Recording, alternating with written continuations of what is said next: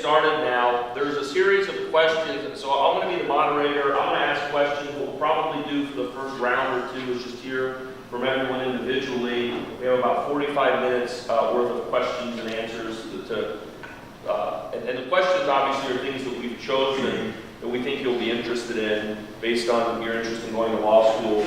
We'll have everyone answer, and maybe we'll pick and choose folks who have a particular interest in something that they want to answer. And then at the very end, we'll open the floor up to questions if anyone has any. And we're being filmed over here as well, so make sure the questions are really good. No pressure. No pressure. Okay. It's a basic question, but it's an important one, and maybe one that everyone here is thinking about. Why did you choose to go to law school? My father's in law enforcement, so I was kind of around the whole criminal thing a lot. And I love to talk. I'm a big talker, and lawyers love to hear themselves talk. I love to talk about themselves, so I just figured this would be the thing for me. No, but I would watch Law and Order shows, and I don't know if anybody knows In the Heat of the Night. It was like a really old cop show.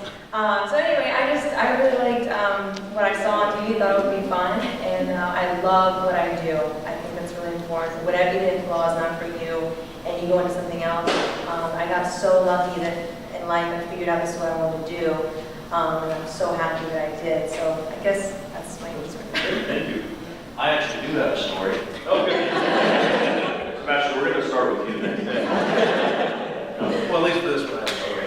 But yeah, we were in a pretty bad car crash back when I was in high school, and the lawyer that we had hired was actually, I know this now, obviously I didn't know it back then, but there's a difference, attorney's attorney, but you don't know if there's actually a difference.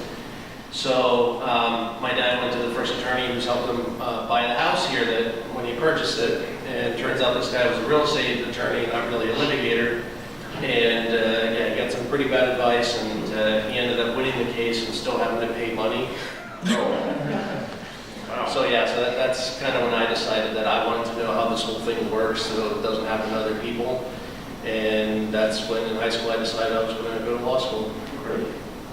Talk to us a little bit, if you'd be kind enough, about the application process for law school. Because let's say you're thinking about going to law school. What do you have to do? What tests do you have to take?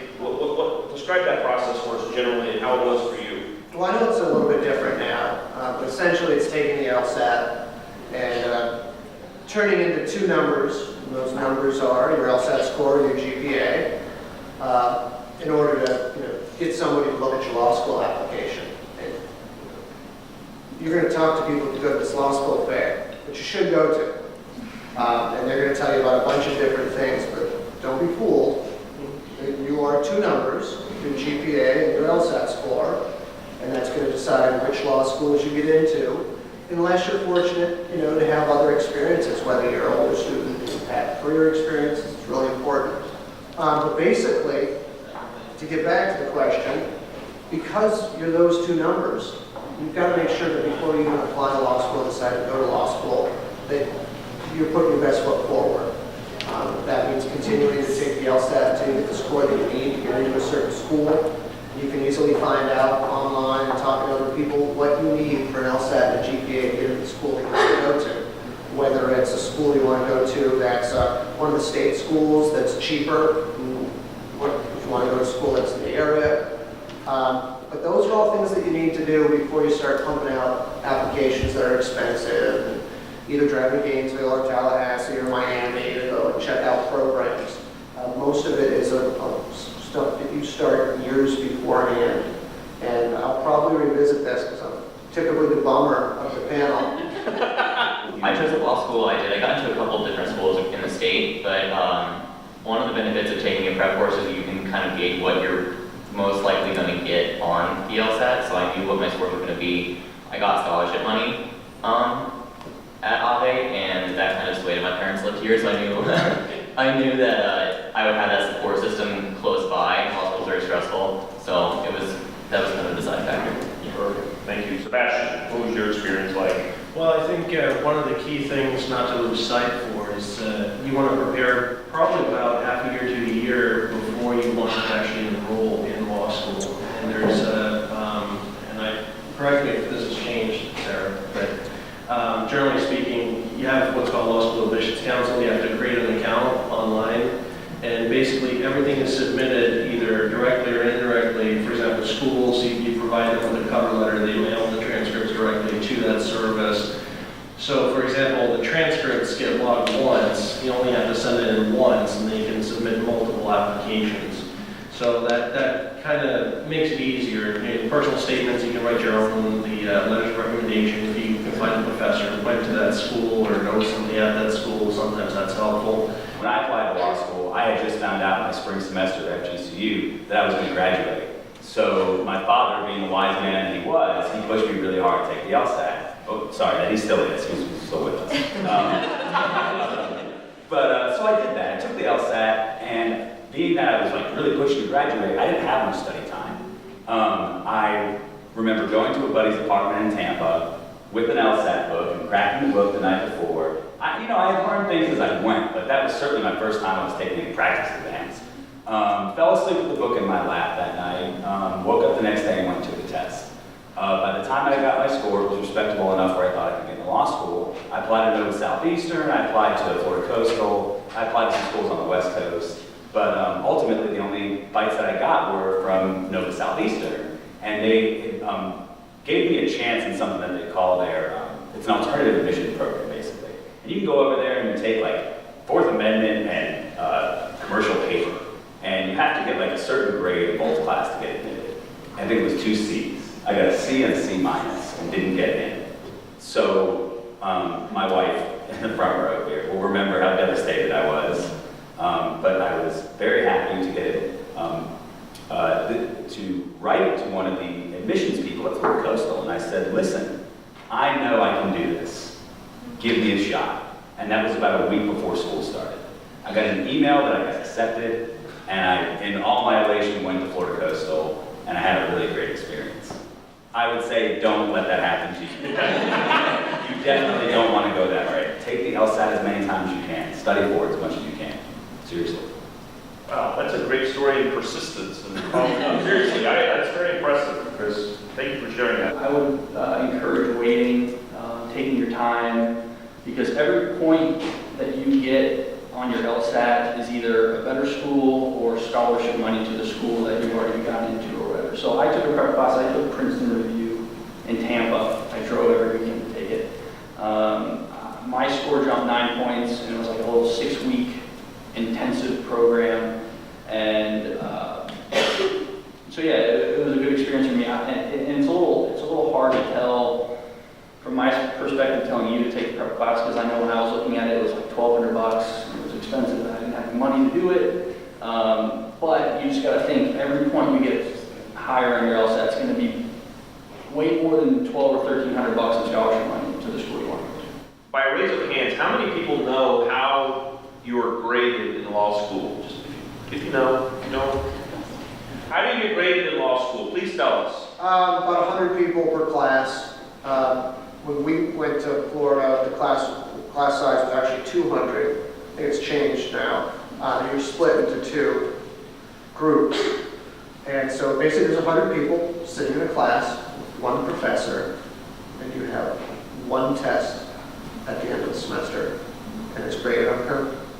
So if everybody does well, there's going to be 10 A's and 20 B's. But think about this for a second. Think about the pressure. You got to think about this as you're thinking about applying to law school. You go to class, you don't get participation points, you don't get points for attendance, you don't get points for being handsome. You don't get points for being the person who raised their hand. Yeah, oh yeah, I love that. When you first go to law school, write this down. You'll remember you said that guy. Don't be that. The first semester, all of the gunners raised their hands. What about this? And then after the first semester, and they don't get the grades that they were hoping, they realize it actually didn't help. So they stop raising their hands. It happens. As far as the first year of law school, go to class for sure. And just pay attention to your teachers, like what they want from you. It's almost like judges, like kind of pay attention to what the judge wants from you. You want to do that with your teachers, like you want to really see, when they mention something, they'll give you nuggets. They're called golden nuggets, and they'll give them to you, and they'll say, this could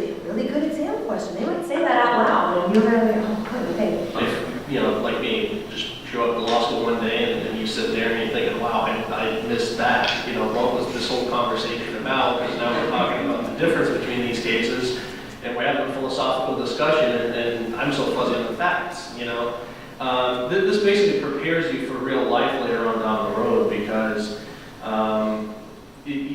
there's no way, and actually somebody told me this before I went to law school, and I thought it was the best advice I got was from him, and he's been a practicing attorney for something like 35 years, and his advice was, know which professor you can slack on, because there is no way you're going to get all that reading done. There's no way you can do all that. Basically, per class, per week, you have about 300 pages. And you're talking, 6 different classes, so now you're talking 1,800 pages that you have to read, and then there's just about no way that you can get through all that. So you have to pick and choose your battles, and you start, they give you this nice outlining format that you're supposed to follow and all that. And, you kind of start out doing the long form, and then you end up marking up the books towards the end of your first semester. So it's a process. Jared wanted to add something on the Socratic method. He had an interesting point. Yeah, just a quick note. Another thing about the exam at the end of the year, at least at my school, they're all graded blindly. You are not Jared Duke, you are number 2, 2, 3, 4, whatever. So do not be crushed if you get blown up by a professor, because it will, unless they have some fake participation grade that they all say they do that they never use, or they'll claim that they'll adjust your grade, but they don't. Don't be crushed if you don't know everything about every case, because they're not going to remember who you are, because they can't, because they're grading you by your number, not by your face or by your name. So just No, that's good advice. No, that's good advice, because when we've heard this advice about getting to know the professors, because of getting to know what they like and their, the types of questions they might actually do on the exam. But when you take it, you're a number. First year, we weren't allowed to work at all. I still don't work, which is why I said it's kind of a revolving door when I work. I work on my breaks, I work over the summer. I focus on school because that's my priority. When I was in undergrad, I was overly involved in everything on campus, and I thought I was stressed. No. When you go to law school, Hunger Games, I'm telling you. I've never been the type of person to get stressed where I can't sleep and I can't eat. Guess what? Welcome to law school life. So that's just pretty much, as long as you guys are preparing the entire semester, you're starting to make an outline based on what you guys are covering, think about big picture, how does this all fit together, that type of a thing. I think you guys will be fine. Take advantage of meeting your professors. I got really, really close with pretty much all of my professors first year because I went to their office hours. If you don't understand something in class, they're not going to try to catch you up at any point. Go to their office hours, sit down with them, know what you're talking about, because if you're like, I just don't understand anything, they're not going to help you. They're going to laugh at you and tell you to leave. So that's one thing, is just make sure you understand your strong points and your weak points. What do you do on a daily basis? We're all thinking about law school and that, but if we want to look beyond law school and becoming a lawyer, what type of law you do at the firm you do it, Mike, what are you doing every day? All right, I am trying to get through potentially 20 to 40 emails from my paralegal, from other attorneys on cases, from clients. I work with a lot of insurance companies and adjusters and business owners, whether it's with regards to employment law, construction, or administrative law. I get panicked phone calls from people who just got a stop work order. They can't continue to do business in the state of Florida until they prove that they have sufficient insurance to do so. And in the meantime, I've got a trial in a week that I have to make sure that I'm ready for. I've got a trial in 30 days that I have to make sure I have everything filed for. I also have to make sure that I'm doing marketing in the community so that people know what type of law that I do. I need to drive to Orlando to take a particular client out to lunch once every few months, because if I don't, somebody else is going to do that. It's juggling a lot of balls. It's not everyone's cup of tea. But remember this, if nothing else. The law is called a profession, but it's a business. And each lawyer is their own small business. You can be the smartest person in class. You can be the best attorney in your firm. But if you aren't out in the community bringing in those clients and bringing in that business, you will not be there in a couple years. Someone else will who can do that. Keep that in mind. It's a lot of juggling. That's why I think the law school process and the testing process prepares you for that. I'm a government employee, so I don't have the stress which is actually really nice, because it is a lot of extra stress.